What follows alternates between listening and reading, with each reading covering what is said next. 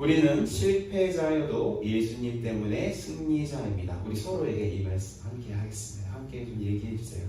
우리는 실패자여도 예수님 때문에 승리자입니다. 아멘. 할렐루야. 예수님과 제자들은 예루살렘에서의 사역을 끝내시고 오늘 본문을 보니까 예루살렘의 윗지방이었던 유다 지방에 계셨습니다. 그때 예수님의 제자들은 침례 요한처럼 주변에 있는 사람들에게 침례를 주기 시작했습니다. 그때 요한과 그의 제자들도 예수님께서 계시는 그 근처 에논이라는 곳에서 그들이 하던 사역이었던 사람들에게 회개를 강조하는 침례를 주었습니다. 이게 겹치고 있습니다. 그 사역이. 그렇죠? 그런데 요한의 제자들이 그곳에 있었던 한 유대인과 논쟁을 벌였습니다. 본문은 유대인의 정결 예식에 대한 논쟁이었다고 말씀하고 있습니다. 이 정결 예식에 대한 논쟁은 아마도 예수님의 제자들이 주는 침례가 맞느냐, 아니면 요한의 제자들이 주었던 침례 요한이 주는 침례가 맞느냐라는 논쟁이었을 것입니다. 그 이유는 침례 요한의 제자들이 그 유대인과 그런 논쟁을 하고 난 후에 침례 요한에게 한 이야기를 보면 알 수 있습니다.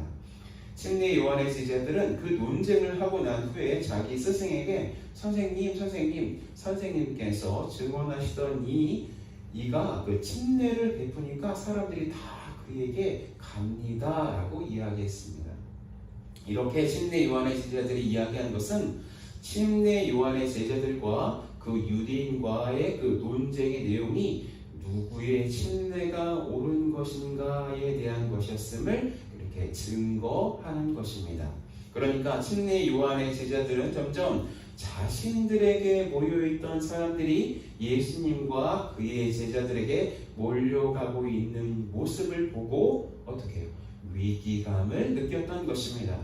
그런 위기감을 가지고 있었던 때에 그곳으로 가는 사람들 중에 한 유대인과 누구의 침례가 과연 옳은 것인가 논쟁을 벌였고, 그래서 침례 요한의 제자들은 마음이 상한 상태인 것입니다.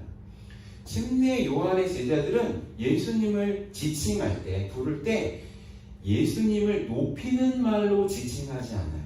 본문 26절을 보니까 침례 요한의 제자들은 예수님을 하나님의 어린 양이거나 이스라엘의 메시아, 그리스도 이렇게 부르지 않고 있습니다.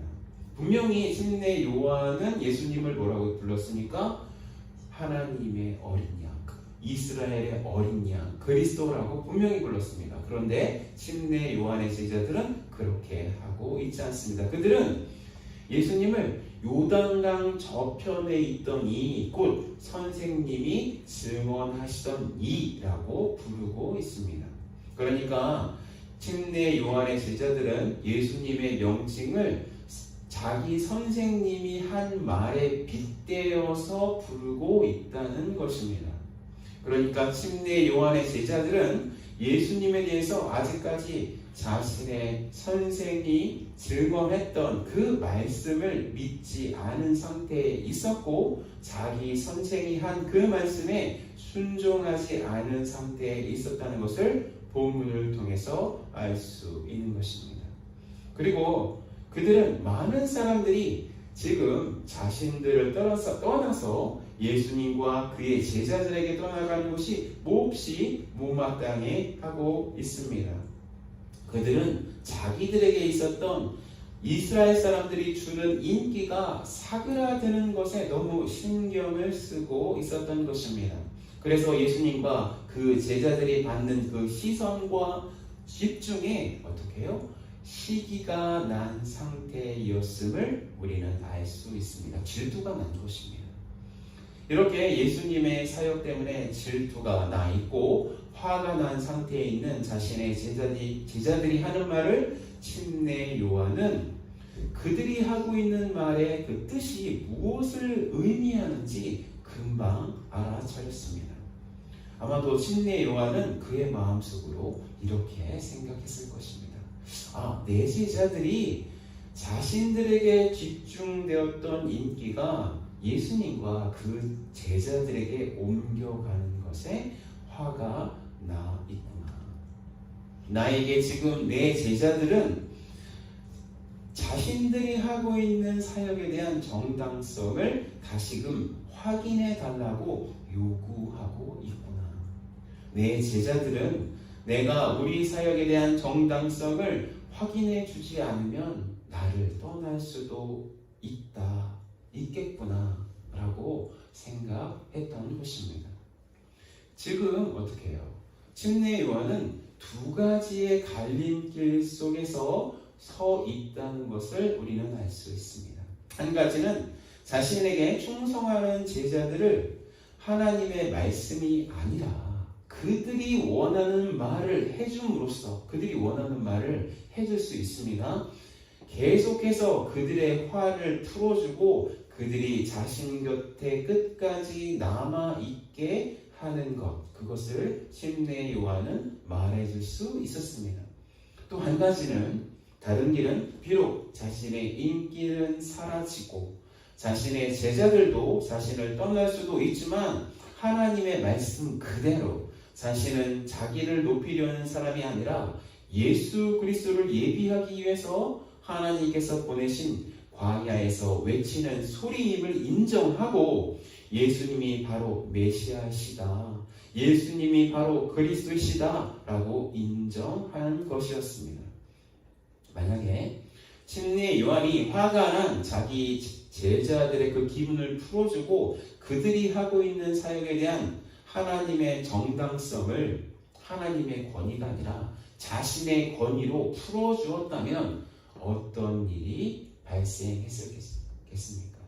만약에 침례 요한이 그렇게 했다면 그는 이 모든 것을 정말로 혼돈의 도가니에 밀어넣는 그런 정말로 큰 실수, 정말로 악한 죄를 하나님과 사람들 앞에 저지르고 말할 수 있었던 것입니다. 그리고 구약의 역사상 가장 위대한 하나님의 선지자, 그 선지자였던 침례 요한은 하나님의 가짜 선지자가 되고 말았을 것입니다. 여러분, 우리는요 매일마다 이 침례 요한이 받았던 질문을 매일마다 삶의 순간마다 받아오고 살고 있습니다. 우리의 인생은 우리에게 이렇게 질문하고 있는 것입니다. 너는 너의 삶의 주인공이고 싶지 않니? 너를 돋보이게 하는 부와 명성과 지식과 인격과 관계를 가지고 싶지 않니? 너를 지탱하고 있는 너의 건강, 돈, 관계, 지식이 없어지더라도 너는 하나님을 높이는 선택을 할 수 있니? 내가 지금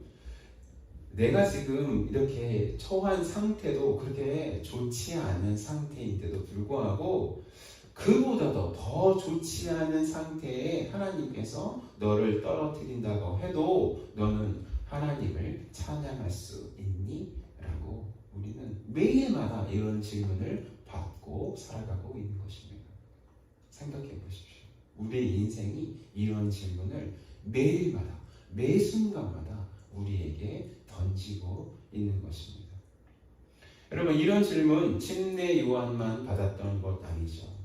성경에 나오는 모든 사람들은 이런 질문 앞에 서야 했습니다. 아브라함이 이런 질문을 받았습니다. 너는 100세에 얻은 자식이었던 이삭을 잃는다고 해도 나를 믿고 따를 수 있니? 라는 질문을 받았습니다. 아브라함만 받았습니까? 욥은 어떤가요? 사단은 하나님께서 욥에게 부와 자식과 행복을 주셨기 때문에 욥이 하나님을 찬양하고 의로운 삶을 살았던 것은 아니냐고 하나님께 따져 물었습니다. 그러자 하나님께서는 사단이 욥에게 있었던 그 모든 것을 가져가는 것을 허락해 주셨습니다. 그것은 욥에게 너는 그 모든 것을 잃어도 하나님을 높일 수 있는가? 하나님을 찬양할 수 있는가? 라고 묻는 것이었습니다. 저는 어제 한 개의 기도를 요청하는 이메일을 받았습니다. 그 이메일은 한 여성 선교사님으로부터 온 것입니다. 이제 미국 선교사님이신데요. 그 선교사님은 임신을 한 상태입니다. 그분은 이제 그 가정은 남자 아이가 이제 걸음마를 하는 그 토들러가 있는 그런 가정인데요. 그 아이를 갖는 것도 굉장히 어렵게 해서 가졌어요. 그래 건강하게 잘 자랐는데 하나님께서 또 다른 아기를 주셔서 이제 임신한 상태입니다. 그런데 병원에서 임신을 테스트하기 위해서 여러 가지 검사를 해보니 그 선교사님이 가진 태아가 유전적 질병을 가진 것으로 보인다는 진단이 나온 것입니다. 그 태아는 사산될 가능성이 높고 또 설사 태어난다고 해도 얼마 살지 못한다는 진단이었습니다. 또한 저는 며칠 전에 계속해서 이제 메시지를 받고 있는데 제가 아주 정말로 친한, 정말로 가깝게 지내던 선교사님의 기도 제목을 받고 있습니다. 그 선교사님은 지금 코비드에 걸려서 ICU, 중환자 병동에 계시는데 이제 처음에는 ICU에 계시다가 이제 일반 병동으로 옮겼다는 다행스러운 그런 소식을 받았습니다. 그런데 폐 속에서 이제 피덩이, 클럭이 발견됐다고 다시 ICU에 들어가 계신다고 하고 좀 더 나빠지면 목을 절개해서 기도에 삽관을 해서 산소를 공급해야 될 수도 있다는 소식을 들었습니다. 제가 알기로는 이 두 분은요 평생 동안 하나님께 헌신한 분들입니다. 그런데 왜 이렇게 하나님께 헌신한 사람들에게 이렇게 힘든 일이 생기는 것입니까? 아마도 이렇게 어려운 일 가운데 있었어도, 즉 너를 지탱하고 있는 너의 가족이나 너의 건강이 위협을 받는 그 상황 속에서도 너는 하나님을 믿을 수 있느냐? 하나님을 신뢰할 수 있느냐? 그 질문을 그분들은 받고 있는 것입니다. 여러분, 그 질문, 여러분 누구도 예외일 수 없는 것입니다. 우리가 아무리 행복한 삶을 살았어도 이런 궁극적인 질문을 언젠가는 정말 심하게 받을 때가 오게 되어 있습니다. 언제 이런 궁극적인 질문을 우리는 받게 될까요? 여러분 언제입니까? 바로 우리 죽음의 순간입니다. 죽음의 순간. 아마도 우리는 죽을 때까지 아주 참으로 행복한 인생을 살았을 수도 있습니다. 그래서 정말로 돈도 많이 벌고 또 가족도 다복해가지고 많은 자식도 낳고 그 자식들이 손주들도 많이 낳아서 이렇게 참 행복한 가정 이룰 수도 있습니다. 그런데 그리고 그 죽어가는 그 순간에 내가 누워있는 침대는 정말로 최고급 침대여서 정말로 편안할 수도 있습니다. 그런데요, 여러분, 우리의 그 죽음의 순간에 우리는 한없이 외로울 것입니다. 자신은 더 살고 싶은데 자신의 육체는 더 이상 더 살고 싶은 자신의 욕망을 감당할 수가 없는 것입니다. 그때 죽음은 우리를 바라보고는 이렇게 얘기할 것입니다. 자, 봐라. 누가 가장 힘이 센지, 누가 가장 강력한지 외칠 것입니다. 그리고 사단은 우리에게 그렇게 나약하게 죽어오고 있는데도 하나님을 찬양할 수 있겠어? 라고 질문할 것입니다. 그 순간에 우리는 당당하게 그래도 나는 하나님을 찬양해, 나는 영원히 행복해 라고 말할 수 있을까요? 여러분 그런 자신이 있으십니까? 그런 질문은 우리가 살아가는 일상 속에서도 계속해서 일어날 수 있습니다. 특별히 어떨 때 일어날까요? 여러분 이런 질문 어떨 때 많이 받게 되냐면 우리 자신이 한 일이 실패했을 때 우리는 이런 질문을 받게 되어 있습니다. 내가 하고 싶은 것에 실패했을 때 우리는 이런 질문을 받게 되는 것입니다. 이런 실패를 하나님께서 주시는데도 너는 하나님을 찬양할 수 있어, 하나님을 높일 수 있어, 하나님을 신뢰할 수 있어 라고 실패의 순간에 자동적으로 그런 질문을 받게 되어 있습니다. 너가 그렇게 많이 기도했는데도, 하나님께 그렇게 봉사했는데도, 하나님을 위해서 그렇게 헌신했는데도 주님은 너의 그 기도를 들어주시지 않았어. 그래도 너는 하나님을 찬양할 수 있어? 우리의 인생은 우리에게 그렇게 질문하는 것입니다. 다시 침례 요한의 이야기로 돌아오겠습니다. 침례 요한은 그런 질문을 지금 받고 있었는데요, 그 질문에 대해서 이렇게 대답했습니다. 27절부터 30절까지 함께 읽겠습니다. 시작. 요한이 대답하여 이르되 만일 하늘에서 주신 바 아니면 사람이 아무것도 받을 수 없느니라. 내가 말한 바 나는 그리스도가 아니요 그 앞에 보내심을 받은 자라고 한 것을 증언하여 할 자는 너희니라. 신부를 취하는 신랑이나 서서 신랑의 음성을 듣는 신부가 크게 기뻐하나니 나는 이러한 기쁨으로 충만하였노라. 그는 흥하여야 하겠고 나는 쇠하여야 하리라 하니라. 요한은 예수님은 하늘에서 주신 분이라고 자기 제자들에게 증언했습니다. 그것은 자신은 절대로 메시아가 아니라고 분명히 밝힌 것입니다.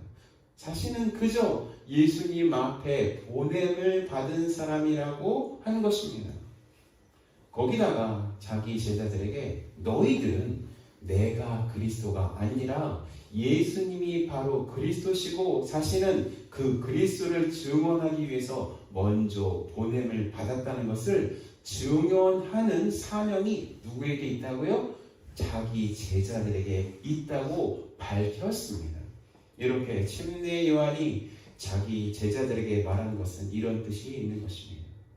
너희들이 화난 것은 내가 알고 있어. 그런데 너희들을 화나게 한 그 사람의 말이 맞아. 너희들은 그 사람 말대로 나를 높이는 것이 아니라 예수님을 높이는 것이 맞아 라고 이야기한 것입니다. 침례 요한이 이렇게 이야기한 것은 나 자신이 지금까지 쌓아온 인간적인 명성을 다 잃는다고 해도 나는 상관하지 않아 라고 이야기한 것입니다. 거기서 더 나아가서 침례 요한은 자신이 쌓아 올린 그런 인간적인 명성이 실패하는 것이 오히려 자신의 부르심, 자신의 소명, 자신의 인생이라고 이야기한 것입니다. 나는 주님을 위해서 실패하는 삶을 사는 것이 나의 부르심이야 라고 침례 요한은 밝힌 것입니다. 거기서 머물고 있지 않아요. 침례 요한은 거기서 좀 더 침례 요한은 깊은 차원으로 들어갑니다. 어떻게 이야기합니까? 나는 자신이 망하는 것이 또한 즐겁고 또 그리고 나 자신이 망하는 것을 통해서 그리스도께서 높아지시는 것 때문에 정말로 즐겁다고 이야기한 것입니다. 역사상 침례 요한처럼 위대한 예수 그리스도 빼고 침례 요한보다 더 위대한 사람은 있었을까요? 자기가 망하는 것이 오히려 자신의 기쁨이라고 밝힌 침례 요한의 이 말에 정말로 저는 감동할 수밖에 없었습니다. 모든 사람들은 자신에게 주어진 삶에 충실하면서 살고 있습니다. 모든 사람들은 주어진 삶 속에서 자신의 이름을 높이고 성공을 하고 더 나아가서 권력을 가지는 것이 자신의 삶을 충실하게 사는 것이라고 믿고 살고 있습니다. 그런데 침례 요한은 자신의 인기가 사라지고 사람들에게 잊혀지고 모아놓았던 사람들이 떠나가는 것이 오히려 어떻다고요? 기쁘다고 대답한 것입니다. 어떻게 자신의 삶에 실패가 있는데도 침례 요한은 즐거울 수 있었을까요? 어떻게 자신이 쌓아 올린 명성이 사라지고 있는데도 침례 요한은 기쁠 수 있었을까요? 그렇다면 우리 한 사람 한 사람도 한 사람의 침례 요한일 수 있습니다. 그렇다면 어떻게 우리의 삶 속에 실패가 있고 우리가 가진 것이 사라지고 있을 때 우리는 기뻐할 수 있습니까? 즐거워할 수 있습니까? 하나님을 높일 수 있습니까? 그 대답을 본문을 통해서 알아보자는 것입니다. 첫 번째, 우리 모두는 궁극적으로 실패자임을 깨닫자는 것입니다. 우리 이 대사를 함께 읽겠습니다. 시작. 우리 모두는 궁극적으로 실패자임을 깨닫자. 좀 전에 저는 우리의 죽음의 순간에 대해서 말씀드렸습니다. 여러분, 우리는요, 우리의 죽는 순간에 대해서 계속해서 상상해 봐야 돼요. 계속해서 되뇌어야 해요. 우리 신앙을 위해서요. 우리가 직면하는 죽음이라는 것은 우리에게 무엇을 이야기하겠습니까? 우리가 맞이해야 하는 그 죽음이라는 것 우리에게 뭐라고 이야기하고 있는 것입니까? 그 죽음은요, 우리 모두는 궁극적으로 실패자라는 것을 이야기하고 있는 것입니다. 이 세상에서 성공을 거둔다고 해도, 이 세상에서 행복했다고 해도, 이 세상에서 쌓아놓은 것들이 많았다고 해도 우리는 그 모든 것을 다 잃어버리고 그 죽음이라는 문으로 들어가야 하는 실패의 존재라고 그 죽음은 우리에게 말하고 있는 것입니다. 여러분, 중국을 제일 먼저 통일한 진시 황제는 자기가 죽어가는 것이 너무 무서워서 그것을 늙지 않고 죽지 않게 하는 약을 구하려 수많은 사람들을 세상에 파견했습니다. 여러분, 그 계획 성공했습니까? 그때 중국의 인구가 얼마나 많았겠어요? 전국에서 약초에 대해서 지식을 알고 있는 사람들 다 모집을 해서 그들에게 나를 죽지 않게 할 모든 약을 구해와라. 그걸 뭐라고 하죠? 불로초라고 했잖아요. 불로초를 대령해라. 그 계획을 실현할 수 없었어요. 그래서요, 그렇게 불로초를 구하는 것이 실패하자 그는 죽어서라도 그가 누렸던 권력을 유지하고 싶어서 자신의 무덤을 아주 크게 만들고 그 무덤을 지키기 위해서 수많은 인형의 병사들로 가득 채웠습니다. 여러분, 그 중국의 그 진시 황제의 그 왕릉을 이렇게 보면은요, 수많은 그 토기로 만든 군사들이 발견되고 있습니다. 그것 진시 황제의 욕망인 것입니다. 여러분, 이집트에는 피라미드가 있습니다. 현대의 기술로도 그렇게 만들기도 어려운데 이집트의 왕인 파라오는 그 피라미드를 계속해서 자신의 그 죽음을 위해서 마련했어요. 왜요? 영원히 살고 싶어서. 그런데 죽음은 아니야. 너는 영원히 살지 못해. 너는 죽어야 해. 넌 죽음 앞에 선 실패자야. 라고 계속해서 선고를 내리고 있는 것입니다. 이렇게 우리 모두가 궁극적으로 실패한 사람임을 깨달아야, 여러분, 우리의 실패의 순간에도 너무나 당황하지 않을 수 있습니다. 우리가 가진 것들이 없어지는 그 순간에도 우리는 하나님을 높일 수가 있는 것입니다. 여러분, 죽음을 생각해야 하는 것입니다. 생각을 뛰어넘어서 죽음이 항상 내 옆에 있다고 여러분 믿고 살아가야 하는 것입니다. 본문에 나오는 침례 요한도 자신의 명성은 이미 없어져야 할 것으로 인식하고 있습니다. 자신은 계속해서 쇠해져야 하는 존재임을, 없어져야, 나약해져야 하는 존재임을 명확하게 깨닫고 있습니다.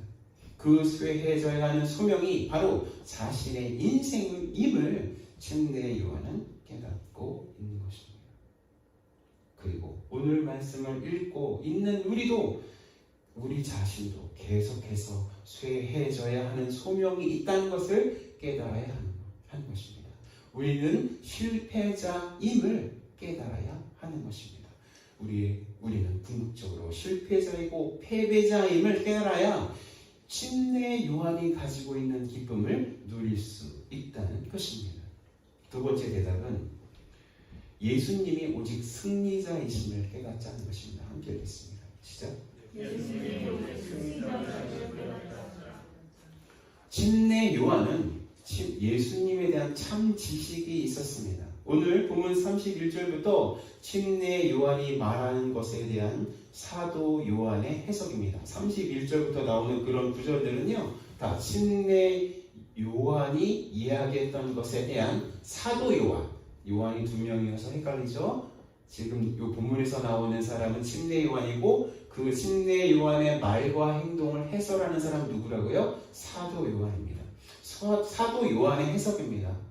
그러니까 하나님께서 침례 요한이 한 말을 이렇게 해석해야 한다고 말씀하고 있는 것입니다. 그래서 그 해석은 침례 요한의 그 말의 뜻이기도 한 것입니다. 31절, 35절 함께 읽겠습니다. 시작. 위로부터 오시는 이는 만물 위에 계시고 땅에서 난 이는 땅에서 속하여 땅에 속한 것을 말하느니라. 하늘로에서부터 오시는 이는 만물 위에 계시나니 아버지께서 아들을 사랑하사 만물을 다 그의 손에 주셨으니. 침례 요한은 예수님을 만물 위에 계시는 분이라고 선포하고 있습니다. 이는 모든 것들이 예수님께 순종해야 한다는 뜻입니다. 그러니까 침례 요한은 예수님을 누구라고 고백하는 것입니까? 침례 요한은 예수님을 하나님이라고 선포하는 것입니다. 예수님을 하나님으로 깨닫는 일이 얼마나 중요합니까? 만약에 우리가 예수님을 하나님이시라고 깨닫지 못한다면 우리는 구원을 얻은 사람이 아닙니다. 여러분, 기독교는 심플합니다. 예수님을 하나님으로 믿는 종교가 바로 우리의 기독교입니다. 오직 예수님을 하나님으로 믿고 깨달은 사람만이 구원을 얻는 것입니다. 우리가 예수님을 하나님으로 깨닫지 못한다면 자기 자신을 하나님으로 믿고 살게 되어 있습니다.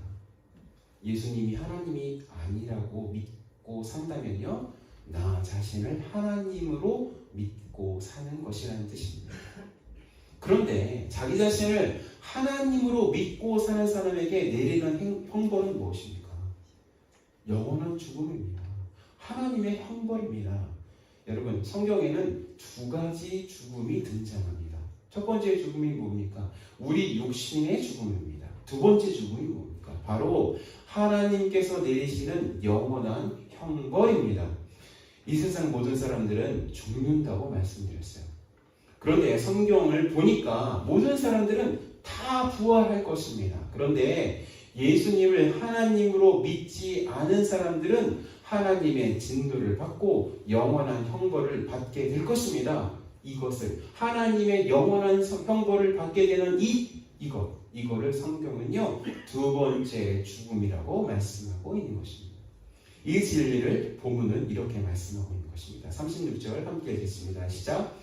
아들을 믿는 자에게는 영생이 있고 아들에게 순종하지 아니하는 자는 영생을 보지 못하고 도리어 하나님의 진노가 그 위에 머물러 있느니라. 하나님의 진노가 머물러 있는데 그 머물러 있는 사람들이 어떤 사람들입니까? 하나님을, 예수 그리스도를 하나님으로 믿지 못하는 사람들, 그 사람들에게 머물러 있다고 말씀하고 있는 것입니다. 여러분, 예수님이 하나님이시며 승리자이심을 믿는 사람들에게는 하나님의 진노가 머물러 있지 않게 되는 것입니다. 본문 속에서 이 영원한 진노를 피한 사람이 누굽니까? 바로 침례 요한입니다. 그는 예수님을 하나님으로 믿었기 때문에 하나님의 진노를 피할 수 있었던 것입니다. 그렇다면 우리도 예수님을 하나님으로 믿어야 하는 것입니다. 예수님을 유일한 승리자라고 믿어야 하는 것입니다. 할렐루야. 세 번째로 대답은 예수님의 승리가 바로 우리의 승리를 깨닫자는 것입니다. 우리 대제를 함께 읽겠습니다. 시작. 예수님의 승리가 바로 우리의 승리임을 깨닫자. 오늘 본문에서는 침례 요한이 자신이 비록 실패하는 사람이고 자신의 명성이 사그러진 것이 예정된 사람임에도 불구하고 그는 어때요? 기뻐할 수 있다고 밝히고 있습니다. 29절 함께 읽겠습니다. 시작. 신부를 취하는 자는 신랑이나 서서 신랑의 음성을 듣는 친구가 크게 기뻐하나니 나는 이러한 기쁨으로 충만하였노라. 여러분, 결혼식에서 주인공은 누굽니까? 신부와 신랑입니다. 그리고 들러리인 신랑의 친구는 주인공이 아닙니다. 이 결혼식이 끝나면 이 신랑의 친구는, 여러분, 신부와 신랑은 계속해서 주인공으로 삶을 살아가겠지만 그 신랑의 친구는 뒷무대로 걸어가야 하는 존재입니다. 그런데도 신랑의 친구는 기뻐합니다. 왜냐하면 본문에서 나오는 신랑의 친구는 친구의 결혼식을 준비한 사람이기 때문입니다. 자신이 그렇게 열심히 준비한 결혼식이 아무 탈 없이 영광스럽게 끝마치게 되는 만족감이 있기 때문에 신랑의 친구는 기뻐하는 것입니다. 또한 결혼한 두 사람의 행복한 모습 때문에 행복한 것입니다. 이렇게 신랑의 친구도 기뻐하는 결혼식에서 여러분, 그 주인공들은 얼마나 기쁠까요? 여러분, 침례 요한은 신랑의 친구였지만 여러분, 그 결혼식의 주인공은 누구냐면 바로 우리들입니다. 우리와 그리스도입니다. 여러분, 남자로서 이렇게 말씀드리는 것이 좀 그렇지만 영적으로 보면요, 우리는 그리스도의 신부입니다. 여러분, 남자분들 이게 받아들이기 좀 어렵죠? 그런데 성경을 보니까 우리 모두는 그리스도의 신부라고 여러분 말씀하고 있습니다. 여러분, 이 부부를 의미하는 단어가 무엇일까요? 결혼을 의미하는 단어가 무엇일까요? 연합입니다. 연합. 유니온입니다. 유니온. 우리는 영적으로 보면 예수님과 함께 연합한 존재가 되었다는 것입니다. 한 팀이 되었다는 것이에요. 하나가 되었다는 것입니다. 저는 요즘에 볼링을 운동 삼아 치고 있습니다. 그런데 볼링을 팀으로 결성해서 다른 팀하고 경기를 하고 있는데요. 여러분, 저희 팀에서 가장 못하는 사람이 누굴까요? 바로 저입니다. 바로 저예요. 가장 잘 못하는 사람 저입니다. 그런데 제가 아무리 잘못하고 이렇게 던졌는데 공이 옆에 또랑으로 빠지고 막 그런 것들이 막 있었고 잘못해도 여러분 우리가 이길 때가 있어요. 어떨 때 이기냐면 저와 함께하고 있는 다른 팀 멤버가 그날따라 저희가 못하는 것보다 훨씬 더 잘하면 저는 그때 우리 팀은 승리를 거두는 것입니다. 여러분, 우리는요 예수님과 함께 팀을 이루는 것입니다. 그래서 우리가 예수님이 거둔 승리는 우리의 것이 되는 것입니다. 우리가 예수님과 하나가 되었기 때문에 예수님의 승리가 누구의 것이 된다고요? 우리의 승리가 되는 것입니다. 침례 요한은 이런 영적인 진리를 깨달았던 것입니다. 아들을 믿을 때 아들에게 있는 그 영생이 없는 사람에게도 있게 된다는 진리를 침례 요한은 깨달았던 것입니다. 그러니까 예수님과 결혼한 상태에 있는 사람들은 예수님에게 있는 영생을 함께 누릴 수 있게 된다는 것입니다. 이것이 엄청난 은혜 중에 은혜입니다. 여러분, 우리 삶을 뒤돌아보십시다. 우리는 날마다 죄를 짓고 살고 있습니다. 지금도 죄를 짓고 살아요. 혹시 여러분들의 마음속에서 나쁜 마음을 지금 이 순간도 먹을 수 있습니다. 그리고 우리 미래에도 우리는 죄를 짓고 살 것입니다. 그래서 우리는요 궁극적으로 죄인입니다. 악인입니다. 그런데 우리와 결혼한 예수님께서 온 생애 동안에 하나님께 순종하시고 선을 행하신 그 모든 의가 누구의 것이 되었습니까? 우리가 한 팀 먹었기 때문에 요즘에 이제 유행하는 말이 있어요. 그 드라마, 한국 드라마 오징어 게임에서 깐부라고 하죠. 깐부. 우리가 예수님과 함께 함께 팀을 먹었다는 얘기예요. 함께 팀을 결성했다는 얘기예요. 함께 팀을 먹었기 때문에 예수님의 승리가 우리의 승리가 되는 것입니다. 그래서 우리와 함께 결혼한 예수님께서 예수님의 온 생애 동안에 하나님께 순종하시고 선을 행하신 예수님의 그 모든 의가 우리의 것이 된 것입니다. 우리가 예수님과 한편이 되었으니까 예수님의 그 모든 의가 우리의 것이 되었다는 것입니다. 뿐만 아니라 우리가 저지른 모든 실수, 악, 죄, 수치 이 모든 것을 예수님께서 우리와 한편이 되셨으니까 그 모든 실수, 악, 수치, 죄를 그 모든 것을 당신의 어깨에 짊어지시고 십자가에서 돌아가셨던 것입니다.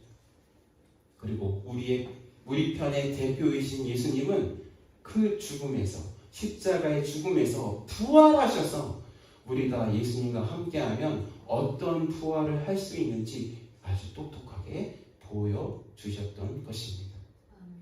바로 이것 때문에 침례 요한은 즐거워했던 것입니다. 그에게 즐거움이 가득했던 것은 하나님께서 예수님에 대한 지식을 깨달을수록 그에게 성령을 쏟아 부어 주셨기 때문입니다. 여러분, 우리는 이렇게 예수님과 한편이 되어서 예수님이 거둔 승리 때문에 구원을 얻은 자가 된 것입니다.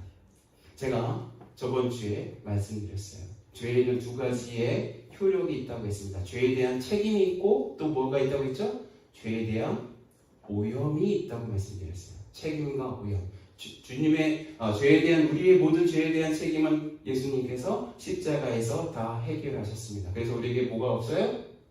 진노가 없어요. 하나님의 진노는 없어요. 그런데 우리는 아직까지 어떠한 존재입니까? 로마서를 보니까 죄의 몸에 계속해서 남아있는 존재, 즉 죄로 오염된 몸을 입고 살아가는 존재라고 말씀드렸어요. 이 죄에 대해서 오염된 이 몸을 하나님께서 계속해서 당신의 모습까지, 예수 그리스도의 모습까지 성화시켜 주신다고 말씀해 주셨어요. 그렇죠? 무엇으로요? 성령 하나님으로. 또 고난을 통해서 계속해서 조금이라도 하나님 닮은, 예수 그리스도 닮은 존재로 만들어 가신다고 말씀드렸습니다. 여러분, 침례 요한 이것 때문에 즐거워한 것입니다. 이것 때문에 즐거워하신 것입니다. 그의 직책, 침례 요한의 직책은 예수님과 사람들이 결혼을 잘 할 수 있도록 돕는 신랑의 들러리 역할이었지만 결국 자신도 예수님과 결혼한 사람이 되어서 예수님 안에 있는 영생을 누리는 사람이 될 것을 알았기 때문에 여러분, 침례 요한은 기뻐할 수 있었다는 것입니다. 결론입니다. 우리는 실패를 경험하고 살고 있습니다. 그리고 우리는 궁극적으로 우리가 쌓으려고 했던 인간적인 모든 것들이 실패였다는 것을 선언받을 사람들입니다. 그러나 그 실패의 순간에도 기뻐할 수 있어요. 그리고 하나님께서 우리에게 실패를 요구하실 때도 기꺼이 기뻐할 수 있습니다. 왜냐고요? 우리는 궁극적인 승리자이신 하나님이신 예수님과 한편이기 때문입니다. 예수님이 겪으신 모든 승리가 우리의 것이 되기 때문에 우리는 기뻐할 수 있는 것입니다. 여러분, 물론 제가 이렇게 말씀드리는 것과 실제적으로 기뻐하는 것에는 엄청난 간극이 있어요. 제가 올해 연초에 건강에 문제가 있을 때 내가 알고 있는 지식과 내가 알고 있는 지식적인 믿음과 실제는 정말로 간극이 크다는 것을 여러분 말씀드렸어요. 그렇지만 그 간극이 좁아지는 것을 향해서 우리는 계속해서 신앙생활을 하는 것입니다. 그렇기 때문에 우리가 이 주일 아침에 예배당에 모여서 예배를 드리는 것입니다. 그런 은혜가 우리 둘루스 한인 침례교회 식구들에게 있기를 예수 그리스도의 이름으로 축원합니다.